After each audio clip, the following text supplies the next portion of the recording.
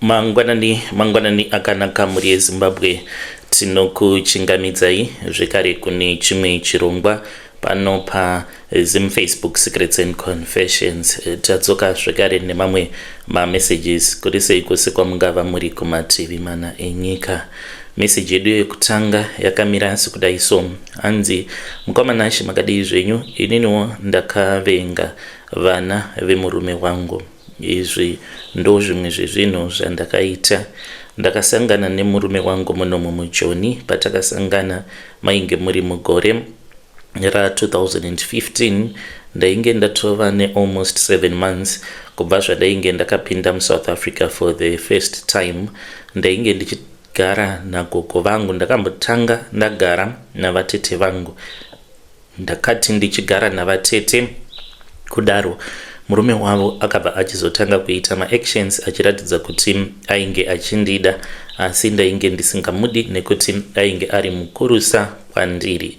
Saka ndakabva ndachizobvapo pamba pavatete vangu, kunyangwe zvangu ndainge ndakagara zvakanaka ivo vane mapepa emuno muSouth Africa. Ndakabvapo pamba pavo ndikabva ndachizotanga kugara pamba pevamwe gogo vangu, a long distant relative yaamai vangu. Ndichigara ipapo vainge vangori vanhu venhamo. Saka vakazotanga kundirongera varume. Vainge vava kutorarama nekuda kwevarume avo vainge vachiuya vachindipfimba. Saka varume ava vakasiyana vaiuya kwandiri. Umwe aiuya kana nehuku, umwe aiuya kana nechingwa, magroceries. Saka vainge vava kutoraramawo kalife karipo vachishandisa inini. Ndakazosvika pakuita sarudzo yangu after 7 months. Kwainge kuine umwe murume uyo ainge achishanda kumaprazi. Murume uyu chandakamuvengera uyu akazova murume wangu akatanga andinyepera kuti ainge asina mwana, but ndakaita madoubts. Kumuda hangu ndainge ndamuda because akandipfimba, and kundipfimba kwaakaita takatongosanganawo muroad.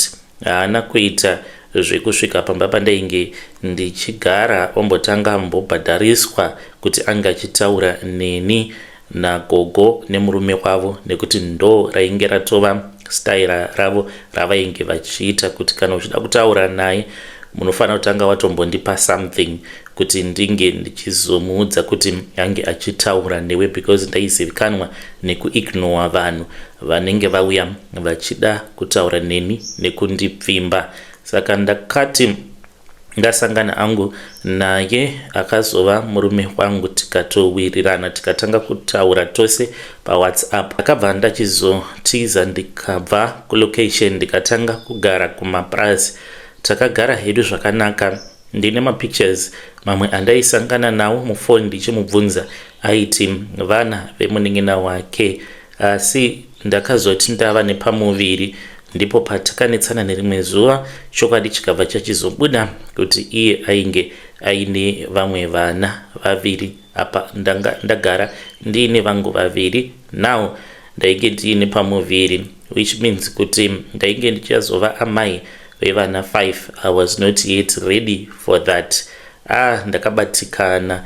BP yangu yainge yava kungogara yakakwira nguva dzose nekuda kwenyaya iyoyo, because zvinhu zvandainge ndisina kumbogara ndakatarisira kuti zvingazoitika, kuti ndingazoroorwa nemurume ane vana vakawanda kudaro 2 vese.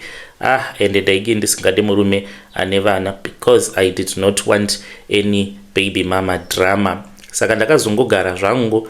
Kubvisirwa mari ndakabvisirwawo mari, tikagarisana mune zvakanaka. Takazoti tatenga musha wedu. Tatenga musha uyu takautenga ikoko kwakakurira amai vake, nekuti ndiko kwaakachengetwa zvekare nemadzisekuru ake. Saka takati tatenga musha tikatanga kuvaka. Murume akabva achizoti kwandiri, chimboendai munogara kumba muchimboona kuti project haufa. Ndikati hapana chakaipa.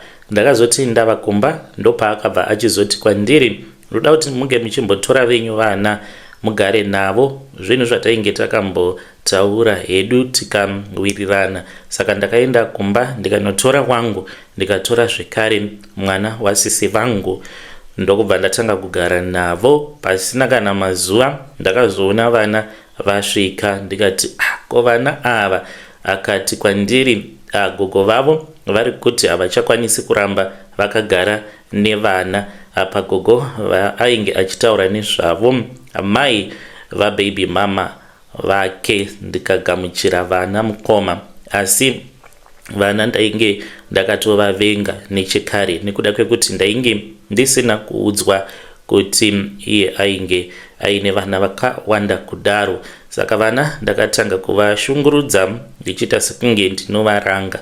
Pane akazorumwa nenyoka, asi kubva ipapo ndopandakazoregedza kupota ndichivapa mapunishment. Saka akarumwa nenyoka, akarumwa nechiva. Lucky enough haana kuzofa mwana uyu, asi akazotogurwa gumbo rake nekuti rakatoita sekunge rava kutoora.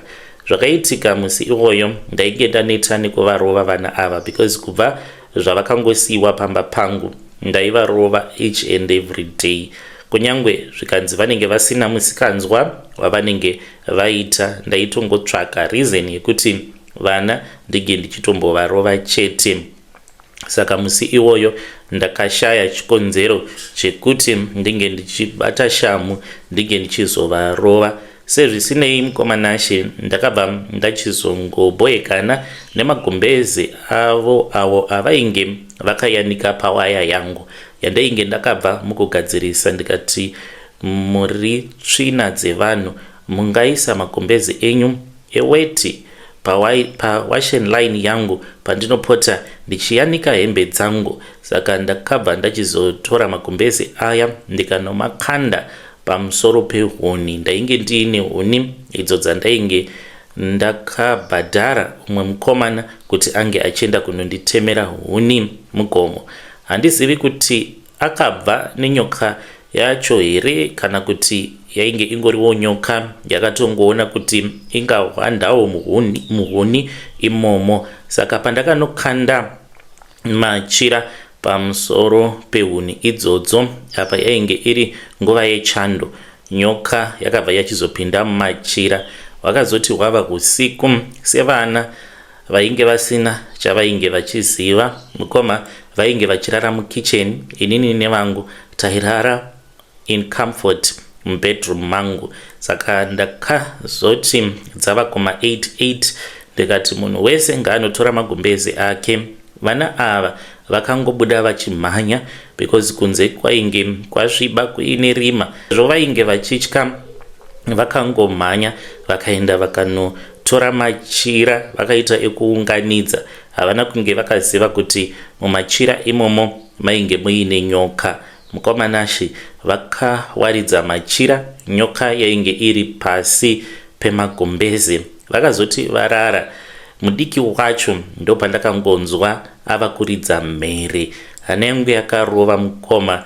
Ndakamhanya ndichibva kubedroom ndikanopinda mukitchen, ndikaona kuti pafloor painge paine chiva chainge chiripo chakatosimudza musoro wacho chichida kutomutema zvekare. Saka ndakabva ndachizovati vange vachitiza vana, ndikatanga kuchitema nematombo ndikachiuraya. Vamwe vavakidzani pavakanzwa mwana achiridza mhere vakauya vachimhanya because imbwa dzakahukura zvisingaiti. Pane vamwe gogo vemuvillage medu imomo vakaenda vakanotora mishonga yavo vakatemerera mwana uyu nyora pagumbo. Zvimwe kuda mishonga iyoyo ndiyo yakatomubatsira. Gumbo rake rakatanga kuchinja kala mukomanashi richiita black. Takazoenda kuchipatara tikabva tachizopiwa transfer tikazoenda kuprovincial hospital. Mwana akagara muchipatara asi vakati akanonokerwa, saka gumbo vainge vachitofanira kuti vange vachiri gura nekuti vakati kana vakasarigura gumbo iroro aikwanisa kuzoramba achingoita infection. Saka mwana uyu anotofamba neclutch kutaura kudai. Asi kubva ipapo mukomanashi ndo pandakabva ndachizongodzidza hangu chidzidzo chekuti of course kunyangwe vana wakavavenga, but it is not necessary kuti unge uchizopota uchivarova. Murume ndakangomunyepera ndikamuudza kuti neniwo ndainge ndakarara navo vana mukicheni, asi handizivi kuti nyoka iyoyo yakapinda nepai. Vana ndakavavhundutsira ndikati, baba venyu munovaudza kuti tairara tose mukicheni. Kubva ipapo vana ndakazotanga kurara navo bedroom mangu. Vedare ndo message iyo yandakatumidzirwa ichibva kuna vanzvadzi vedu. Zvakangooma hazvo vedu we, munoti kudii nenyaya iyi? Hanzi asi ndakadzidza chidzidzo, vana ava handichavarovi. Hanzi pane umwe uyo akarumwa nenyoka. Makaita utsinye zvamakaita. Ngatitaurei navo mucomment section. Kana kuri kunzi ndizvo zvamuri kuitawo kupota muchirova vana vemurume wenyu, you can also come to my inbox and share with us your own side of the story. Kana wakakura uchishungurudzwa nana mainini, you can also bring your confession and then we can share it pano. Regedza iti vataenda panyedu inotevera. Hanzi mukoma makadii zvenyu? Ininiwo ndakanyadziswa nechipoko chamai vangu parufu rwavo mushure mekunge ndabva mukuvachekeresa. Ipapo ndainge ndakabva mukunoromba ndichirombera business rangu randainge ndakatanga. But iyi zvakaitika parufu rwamai, mhiko dzangu dzakabva dzatongokanganisika nekufumurwa same time. I guess kuti ropa rangu mukoma ndainge ndisingatotendedzwi nezvinenge zviri muropa rangu kuti ndinge ndichizoromba. Ndakaromba mukoma. Pandakaromba ndakabva ndachizopiwa bhuku remazita andakanzi ndinge ndichinyora mazita evanhu vemumusha medu. Pandainge ndichiri kuSouth Africa, basa rangu randainge ndichiita rainge riri rekuvaka, kupenda dzimba nekuisa matiles, uye zvekare ndaipota ndichihaya even vakomana vemagetsi kana ndikabata contract rekuti ndinge ndichizoita tubing pamba pevanhu. Ndainge ndakatenga zvekare equipment yekuinstalla masolar panels. Saka ndakati ndaona kuti Johnny yainge yava kurwadza nekuda kwekuti munzvimbo idzo dzataiwanzokubata macontracts kuti unge uchipinda mumaestate vainge vachida munhu ane work permit. Kana uine passport chete zvaitonetsa, unless kana watopindamo muestate uri mumotikari yemunhu anenge ari resident yemuestate imomo, ndipo pavasingakusechi. Saka zvainge zvichinetsa. Ndikatorasikirwa nemacontracts akati one day. Nekuda kweizvozvo tainge tichimboshandisa maasylum effect kana muchimaziva, asi pavakazotanga kuskana vainge vava kuskana zvitupa, madriver's license uye zvekare nemawork permit. Saka takaona kuti tainge tisingachabudiriri because pakunoskana maasylum edu aya ataishandisa vaibva vatoona kutoti asylum yako haimo musystem, zvichireva izvo kuti inenge iri yefake. Saka ndakarasikirwa nemacontracts nekuda kwekuti ndainge ndiine motikari dzangu dzandainge ndiinadzo. Ndakatengesa motikari 2 ndichiti mari yandainge ndiinayo ndiyo yandainge ndichazoshandisa to settle down back in Zim. Nemudzimai tainge takawirirana kuti ndizvo zvainge zvavapo, you were going to settle down back home in Zim. Mudzimai wangu akati it's okay, iye ainge achida kuzoita zvekutengesa baby wear. Ndakafara mukoma, ndikati at least nemudzimai tiri kunzwisisana. We then returned back home, tikabva tachizotanga kugara muno muHarare.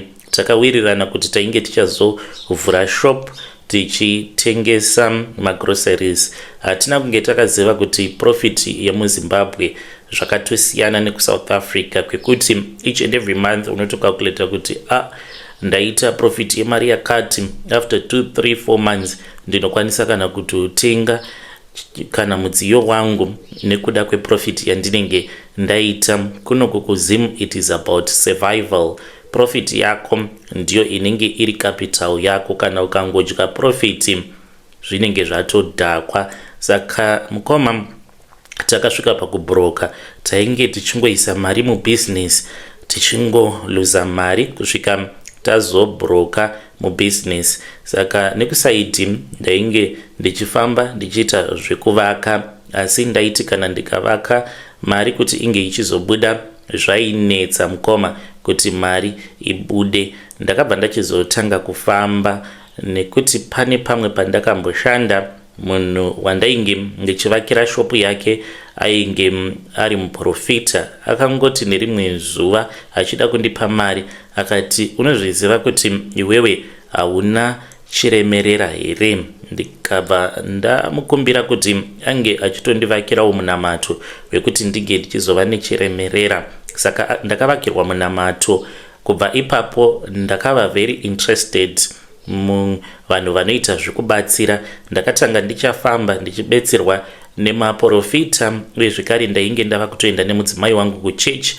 Zvakatomushamisawo kuti makatanga rini kufarira kuenda kuchechi nekunamata, but ndainge ndichida kuti Mwari vange vachindinzwawo kuchema kwangu, ndinge ndichizovawo munhu akabudirira, because kudzinza rekwedu I was the breadwinner. Saka ndaiti zviya kana ndakaomerwa dzinza rose vanhu vose vaita sekunge vachafa nenzara, because tose tinenge takaomerwa. Hakuna aikwanisa kuuya kwandiri kuti ndinge ndichimubatsira. Zvadaro mukoma ndakatanga kufamba nemaprofita enguo tsvuku. Apa ndainge ndava kuda kuita go back to sender, because ndainge ndakanzi painge paine munhu ainge akandigadzira akaita kuti ndinge ndichizova munhu wemunyama kweupenyu hwangu hwose, kushanda ndinge ndichingoshanda, but ndisina kana chandinenge ndichikwanisa kuburitsa mukushanda kwandinenge ndichiita. Saka pandakaona kuti mamwe maprofita awa vainge vasiri kunyatso kundibatsira neko back to sender, ndakangoti ndinongonzwa zvichinzi maprofita enguo tsvuku ndivo vanozvigona, kana munhu vanokwanisa kukuurayira munhu. Ndikabva ndati zano nderipi pano mukwamanashi. Ndakabva ndachizotanga kufamba ndichienda maprofita enguo tsvuku ndichibetserwa. Pane umwe uyo akazondibatsira muprofita iyeye, sowe rake riri kudhuze nekuna mukovisi uko. Saka ndakati ndaenda kwaari ndikamuudza kuti ini varoyi vangu ndainge ndiinavo, because ndainge ndichisuspecta vamwe vankuru vangu avo vainge vachigara kwaMurehwa kuti ndivo vainge vachindiroya, because vainge vakabuda muvamwe vakatama vakaenda vakanovaka musha wavo kwavo vega. Ndikati sei vakatama vakaenda vakanovaka musha wavo kwavo vega? Zvinoreva izvo kuti maybe ndivo vainge vachitigadzira. Saka ndakati ndaudza muprofita yeye kuti muroyi ndainge ndagara ndiinaye ndakaitirwa go back to sender, musha wavo bankuru ukatsva, but matambudziko angu haana kupera. Ndakabva ndachizopiwa mafoni numbers eng'anga. Ndopandakatanga kuziva kuti kutori nemaprofita awo anotoshandidzana neng'anga. Vanoti kana kuri kunzi vakakubetsera vakaona kuti dambudziko rako harisi kupera, ndopavanozokubvunza kuti unoda here kuti unge uchimboedza nenzira dzechivanhu. Kana ukabvuma ndipo pavanobva vachizokuendesa kune vanhu vechivanhu. By then ndainge ndisisina basa nazvo kuti ndabetserwa nemunhu akaita sei, because kwainge kuine shop yandainge ndakabva mukuvaka kuchitungwisa uko. Munhu wacho ainge atori a big politician, saka ainge asingachakwanisi kuti ange achindipa mari in time, but yet ainge atori a big politician. Saka ndakangoziva kuti jambwa nemunyama ndo zviri kukonzeresa kuti munhu wandakashandira uyu zvinhu zvake zvinge zvichiitawo slow down, because aiti business rake rainge riri very poor and slow panguva iyoyo. Ainge asingakwanisi kuti ange achindibhadhara apa. Vakomana vangu vainge vochema neni vachiti vainge vachidawo mari ekuti vange vachikwanisa kuriritirawo mhuri dzavo. Saka ndakabva vachizotora mafone numbers eng'anga iya, ndikabva ndachizofonera n'anga ikandiudza kuti yainge ichigara makaremo muchitungwiza. Ndakafara ndikati sezvo mainge muri imo umo mandainge ndakarova basa apo painge pasingabudi mari, ndikati maybe kana ndikaenda navo sekuru pane shop yacho vanokwanisa kuti vange vachizogadzira basa rangu ndinge ndichizopiwa mari yangu nekukasika. Saka ndakabva ndachizoenda kumba kwasekuru vaya ndokubva ndachizotaura navo ndikavaudza zvose zvainge zvichindinetsa mumwoyo mangu. Vakati ivo vainge vachazondibatsira. Saka vakabva vachizoti vainge vachida kuti ndinge ndichinonokora ivhu repashop apo pandainge ndakabva mukuvaka. Ndikaita saizvozvo, ndakaenda ndikanonokora ivhu repashop ipapo ndikabva ndachizodzoka naro mumatare. Saka pandakazodzoka ndopavakabva vachizoti kwandiri ivo vainge vachida kundipa mushonga welaki. Pavakataura nhau yekuti vainge vachida kundipa mushonga welaki, mukoma ndakamboramba nekuti ndainge ndichitya kuti ndinge ndichitorana nemimwe mishonga. Chandainge ndafambira ndainge ndangofambira nyaya yekuti ndinge ndichiitawo chiremera, asi izvi zvelaki ndainge ndisingadi kuzvinzwa. Vakati aiwa, kama mabasa ako awa aunoshanda unotofanira kuti unge uchiva nelaki, because kana usina laki mabasa ako awa aunoshanda zvinonetsa kuti unge uchizowana macustomers. Ndikati ya ipapo munorevesa sekuru. Saka ndozvifambisa sei. Vakabva vachizoti kwandiri vainge vaine kabhodhoro kavainge vachazondipa. Vakati kwandiri mubhodhoro umu mune mafuta anenge arimo, unenge uchifanira kuti unge uchizomazora once each and every month